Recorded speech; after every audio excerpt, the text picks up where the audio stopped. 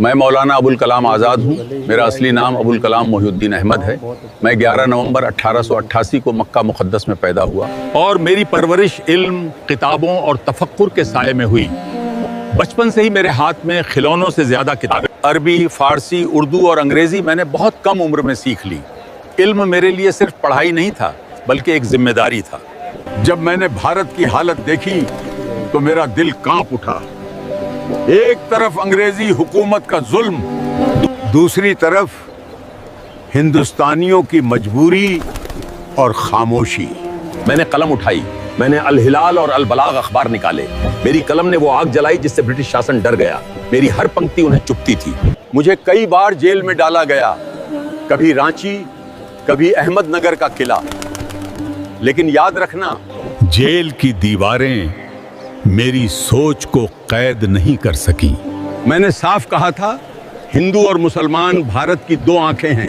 अगर एक को भी नुकसान पहुंचा तो ये मुल्क अंधा हो जाएगा। मैं धर्म के नाम पर नफरत के खिलाफ था। मैं चाहता था कि हिंदू, मुसलमान, सिख, ईसाई सब मिलकर एक मजबूत भारत बनाएं। 1947 में जब देश आज़ाद हुआ तो मुझे आज़ाद भारत का पहला शिक्षा मंत्री बनाया गया।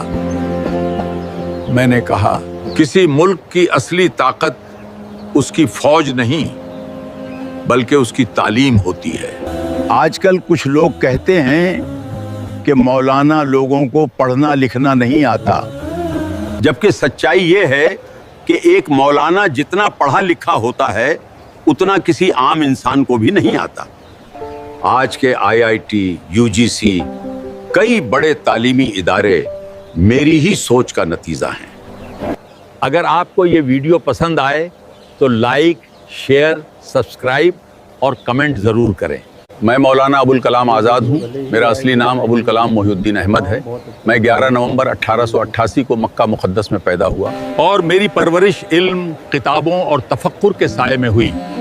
बचपन से ही मेरे हाथ में खिलौनों से ज़्यादा किताबें, अरबी, फ़ारसी, उर्दू और अंग्रेज़ी मैंने बहुत कम उम्र में सीख ली।